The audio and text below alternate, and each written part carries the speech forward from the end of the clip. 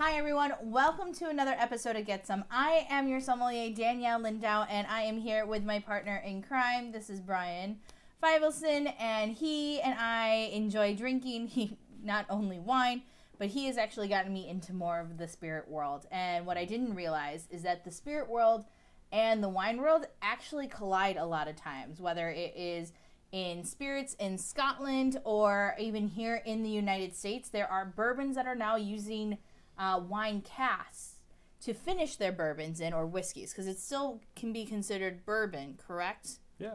It has to be aged in new charred American oak, but after they can finish it in a different barrel. Perfect. So, okay, phew.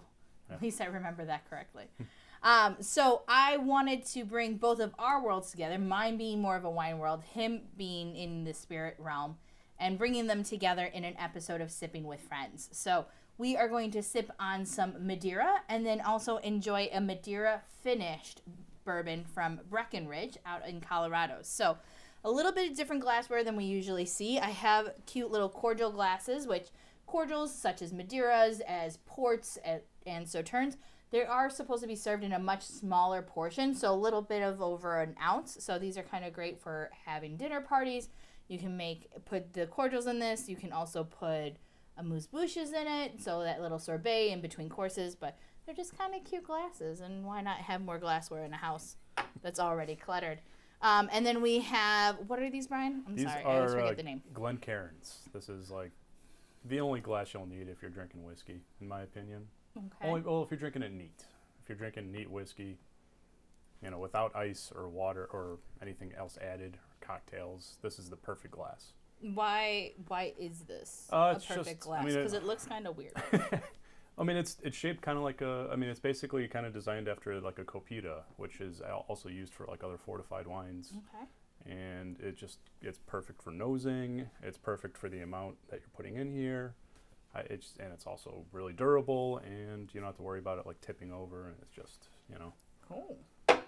real, yeah. That'll be fun for Gets audio. the job done. Gets the job done. So speaking about getting the job done, I actually have 3 Madeiras for us to try today. The first one is a Rainwater Madeira, which is a medium dry style. And Rainwater actually comes, at least from what I have heard, is when somebody accidentally left a bottle, well, not a bottle, but a whole barrel of Madeira sitting outside, and there was a rainstorm, and actually water got into the barrels itself, which then kind of thinned out the Madeira, so the color will be a little bit more muted, but it is still done in the dry style. So I'm going to pour little tasting portions for us, since we're going to try 3 different ones side by side. Madeira is a really, really fun fortified wine. So when I say fortified, that means they add just a little bit of a distilled spirit into the wine to make it stronger. So once you open up a bottle of Madeira, it's good to sit on your shelf anywhere between 2 to 5 months, as long as it's out of the sunlight and out of heat sources. So don't put it right by your oven. Don't put it right in the windowsill to see the green bottles. That will make the wine age and oxidize a little bit quicker. But they do have some shelf life, because what they are is zombie wines. The winemakers, well, before I get all quirky and dorky, let's cheers and taste what Rainwater tastes like. Cheers. Cheers, honey.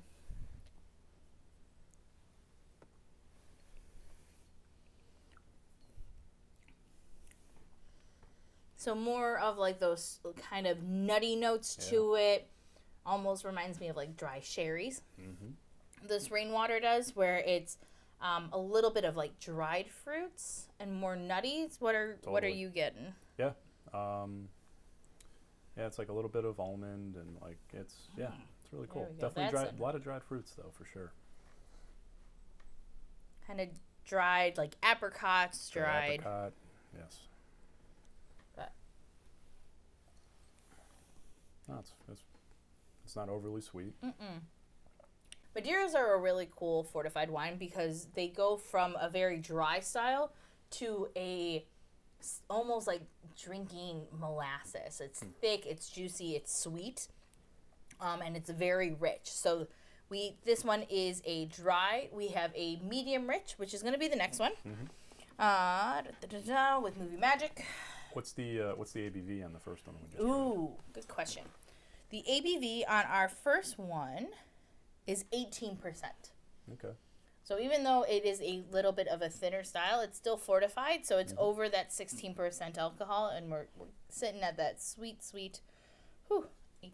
So our faces probably will get a little red by the end of the episode. So the next Madeira that we're going to taste is a Bual. So 100% the Bual grape, and it is aged for 5 years in the barrels. So there should be a big difference between the two, as we have some ageability to it.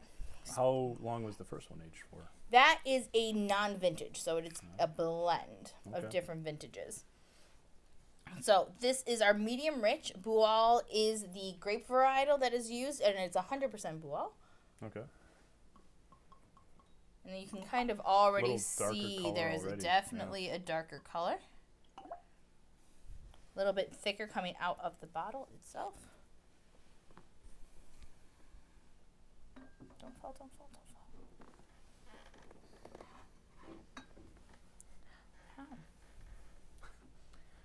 Cheers to trying another one.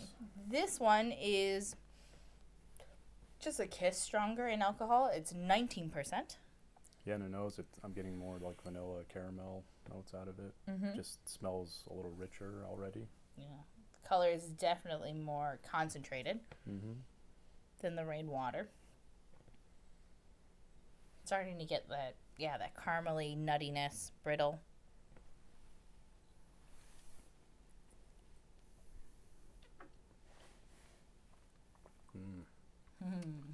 That's nice. Okay, Quaid. We sip with a group of friends that one of their favorite sayings is when he finds something new that he likes, he goes, "How does it go?" Ooh, that's nice. Ooh, that's nice. So shout out to Quaid and his Quaidisms. But Bual is probably one of my favorite styles of Madeira because it's not overly sweet. It has that kind of dry fig prune notes to it. But it's not, as I said, overly sweet, but it's not as muted as Rainwater. Totally. I totally agree. Rainwater I like to use more for like rinses and cocktails because I don't see myself just sitting there sipping it, but it's good. And I'm not the biggest absinthe fan. So I like doing Rainwater instead to get kind of that earthier notes to it. But all right. This is the Bual. Since we've been sipping together for about 2 years or so, what have you been having fun? He watches all the episodes, whether he wants to or not. But what have you been learning in the wine world? Because then I'll talk about how you have. Well, I mean, one thing, like the point that we're doing this video is, I was drinking single malt Scotch. Different bourbons finished in different fortified wines, and I had no experience drinking any of those. So, within the past couple of years, it's been really cool just trying all these different fortified wines and stuff like that, because it just gives you a whole different outlook. Because most people drink that stuff, like, a lot of people that drink single malt Scotch, they don't drink ports and sherries and Madeiras and sauternes. They just read the label and just see like, oh, that sounds cool, but they don't actually venture into the wine world, which is, I think it's kind of cool how people that drink wine can get interested in whiskeys, and it's vice versa. So I think it'd be cool to see more maybe whiskey drinkers try some of these fortified wines and stuff like that. I think it's see really, if they can pick it up from the different spirits. Right away it gives you like a different, you're going to get more information. You'll be able to see like something's finished in a sauterne cask, and you're going to kind of see that, you'll understand what you're getting into, which is kind of cool. So, no, this one's really cool though. I definitely enjoy this one. Would you like to try the third one, or do we go right into what you love? No, it's up to you. Let's go for number 3. Number 3? Yeah. All right. Awesome. So, the third Madeira for us to try today is the Malmsey. The Malmsey Madeira. Sounds fancy. It sounds fancy. This is actually the richer style, so this is the sweeter out of all three of ours. So I kind of did it in a progression like I would do a wine tasting or an education on sauternes or any kind of fortified wines. I would start with the most dry style of wine and finish with the sweeter, because if you jump between the dry to sweet, you're not going to have the same experience of really enjoying it all. So this is another 19% alcohol, but we'll see if it's a little bit warmer on the palate, because sometimes labels say one number and they taste a different way. So we'll give it a try. My favorite noise.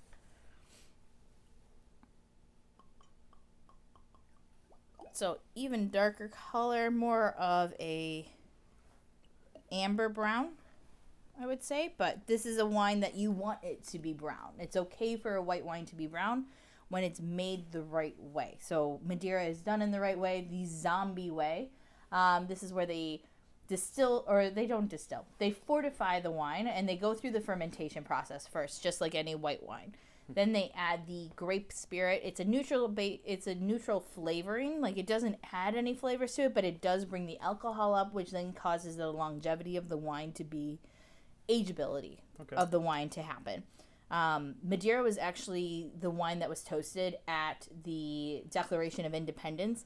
And recently, in the last decade or so, they actually opened the same identical bottle that was recorded to have drank at the signing of the Declaration of Independence, and it was still drinkable. Oh, that's so cool. Which is super cool. Probably a very expensive bottle that I don't think 5 to Wine Time has in the budget, but it's fun to talk about. Maybe one day. But Madeiras are a zombie wine. When they make the wine, not only are they doing the fermentation, then the fortification, then they put it up into attics and cook it. So they do everything you are told not to do with white wine. You heat it up, you put it in warm places, you add alcohol to it, and you let it oxidize and become this color brown. So that's why I like to call Madeira zombie wines. Breaking all the rules. Breaking all the rules, and you can't kill it. You can't kill it. It's 1776, opened past 2010, and it was still drinkable. Like, if that's not a zombie, I really don't know what is. So this is our last wine of the flight, and then we're going to go into the realm of spirits. So enjoy. Cheers, honey. Cheers. Right away, it's just even just to the next level. It's like richer, more syrupy almost. It kind of... Caramely notes, sticky toffee pudding. Yeah. This is that sweet digestif after dinner, which I think people need to drink more Madeira. But then again, I don't want people to drink more Madeira because then I can afford it. But, that's double-edged sword. Double-edged sword. Speaking of sword, the sword here is the saber. No, stop. One of my favorite gifts from Brian, besides my wine key, is he got me a saber, and I got to open up bottles of champagne with my mom on New Year's Day, this past New Year's, using the saber that he gave me. So that's why this is here. I'm not going to saber a bottle of bourbon right now. That'd be pretty cool. That would be pretty cool. Maybe a couple more episodes recorded. I'd have the confidence for that one. But I'm going to give it a try so then we can try this Madeira finish.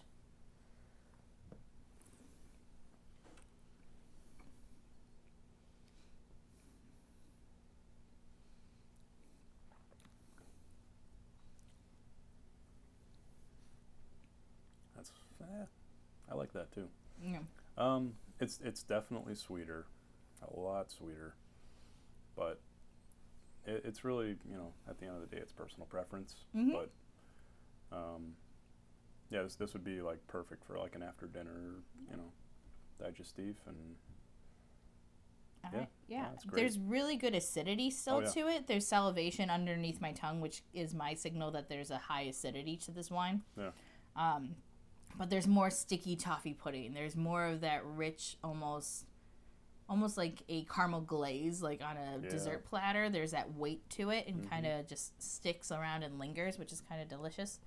But I'm going to put all three up in a row. And just like some of our favorite videos that we watch on YouTube, I'm going to ask you to rank them highest. From your most favorite to your least favorite of the flight. You know, I'm probably going to go... Yeah, honestly, I think I'm going to stick where they're at right now. That's just kind of... Go 1, 2, 3, no, or I'm gonna 1, 2, 2, 3. 3. Yeah. Ah. And see, I'm going to go... You're going to switch... I'm gonna that's switch. such a close call, It's but... a really close call, but I kind of like... That's like such a... Yeah. How the Bual is more... It's a little more balanced. It's more balanced, but if... I don't know. I guess if I'm drinking... It depends on my mood, I guess. They're both really good. This, I think, serves its purpose for what it is, but it's just not, It's a good introduction to Madeira if people don't really know what to do with it or are making cocktails with it. I don't think I would splurge and spend the money on these guys to do a cocktail rinse with. Yeah. That's what simple syrups are for. That's what sugars are for, and honey to bring that sweetness level. But like to do a rinse on something that's a nice dry cocktail, I think Rainwater fits in that totally. kind of realm. So, cool. I love Madeira. Yeah. And I'm excited that I get to keep sipping these and seeing how, just like with whiskeys, how the oxidation and going from the bottle, the bottleneck, is it the neck pour? The neck pour. The neck pour. There's a lot of debate on that one. Okay. It's, maybe another episode. Yeah. But from the neck pour, from just fresh open bottles to seeing how over time, how it maybe possibly opens up more. So yeah. I am excited for that. But in the meantime, this bottle caught my eye at the store because of my love for Madeira. And then we opened it up and we've been tasting it a little bit here and there. But I wanted to get your opinion about the world of whiskey and world of wine coming together, and if you can lead us in the tasting of this one. Because I feel like you've watched enough of my episodes that you probably know the wheel. I mean, you have Breckenridge. They're from Colorado. This guy's at 46% ABV. Finished in Madeira casks. I think we both tried looking up information on... they're not really disclosing exactly which Madeira they're using, but I mean, I think we're going to get some of, the flavor notes that we're kind of expecting after trying, especially after trying those three. So we'll see if we can kind of pin any of those out, but You said ABV. What is the difference between an ABV and proof? So I always get those confused. Basically double. Just for proof, you just multiply the alcohol by volume by 2, and then you get proof. Okay, perfect. So if something is 50% ABV, then it's 100 proof. Ooh, that's a lot. Of math. Well, not a lot of math. It's just a lot more alcohol than wine. Yeah. Which is why making my episodes is going to be a little bit different after feel than making this episode. Between the high proofs of the fortified wines. And now we're going to sip this guy right here. So I can't wait. Pop that bottle. Boop. Oh, it's such a good sound. Ladies first. Oh, thank you.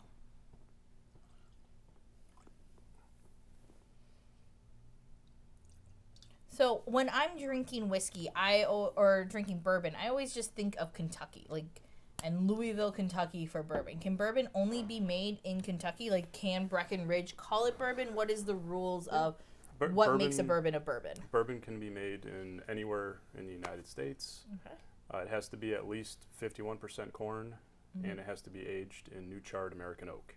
Okay, so when you say new charred, is that just from a bonfire charring, or how does a barrel get charred? They char the inside of the barrel, and when they're saying char, it's basically taking almost like a flamethrower to the inside of the barrel, and it's they generally, depending on what level char, it can be 30 seconds to over a minute and 30 seconds. Okay. So it just yeah, that's basically what that is.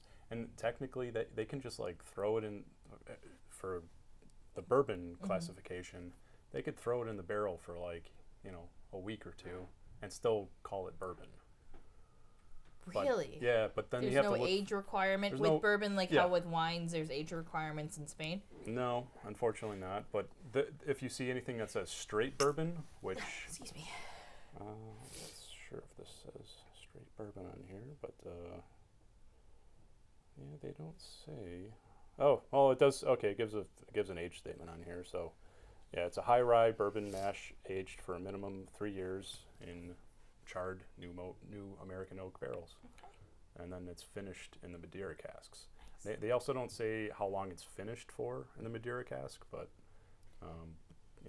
typically they're gonna finish it for at least several weeks to really pull that alcohol. Yeah, okay. Absolutely. Or those notes. All right, to a Madeira finished bourbon. That almost sounds so pretty. So what are you getting on the nose right away? Alcohol. Little ethanol, yeah. Little bit of alcohol there for you. Definitely stronger than most of the wines I've been smelling this week. But I'm getting more of like dulce de leche, where you're getting those caramely sweet notes to it. You're getting like cherries. Yes. Yeah, classic bourbon note, cherry, vanilla, caramel. And then it does kind of, you do kind of get like that little, I think the caramel and the other qualities of Madeira, it kind of shines through the nose a little bit. There is that nuttiness, which I don't think I smell a lot in bourbons that we've been sipping lately. It depends, especially for like a high rye bourbon, because that's typically going to lean more into baking spice. Okay. With a high rye bourbon, but making my nose run. It's a little strong. Now, when it comes to tasting bourbons, like, should I swirl it like a wine? Should I put it on a table and swish it around? What is the proper technique when it comes to smelling whiskey versus smelling wine? There's a lot of debate. Okay. But you definitely want to get some, you want to aerate it a little bit. And, if you're not comfortable, just like, it doesn't bother me just to shove my nose in there. But if you're not comfortable, kind of give yourself a little distance if you need to. Okay. But, yeah, just aerate it. Another interesting thing, it's kind of like wine. You can, if you let your whiskey sit out for a little bit, it will kind of develop a little bit when it gets oxygen.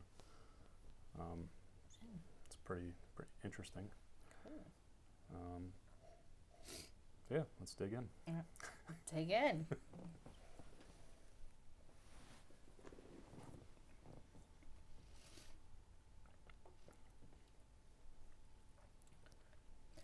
Whew.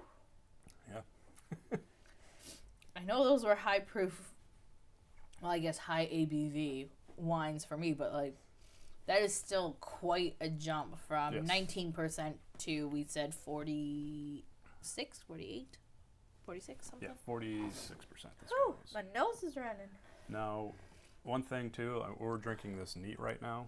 You don't have to drink it neat. You can put it on the rocks. You can put it on a big ice cube. You can put a couple drops of water in here if you need to. There's no right or wrong way to drink bourbon or whiskey. But yeah, we're just drinking it straight out of the bottle. But if we're used to it, I guess. But this is low proof for our usual nights. Yeah. But I like that. Like, it's not aggressive in not the sense that aggressive. it's not like it's not burning all the way down. It's kind of like more of a warming sensation. A warm hug of bourbon. But I do like how it has a smooth kind of palate, and the finishing to it is a little bit on that nuttier side. So I kind of like that. I'd like to say that's from the Madeira cask. I think that it just complements all the notes that bourbon has. It complements it. It just adds a little extra complexity. Finished bourbons and finished whiskeys in general. I think they're a lot of fun. Yeah. It just changes things up a little bit.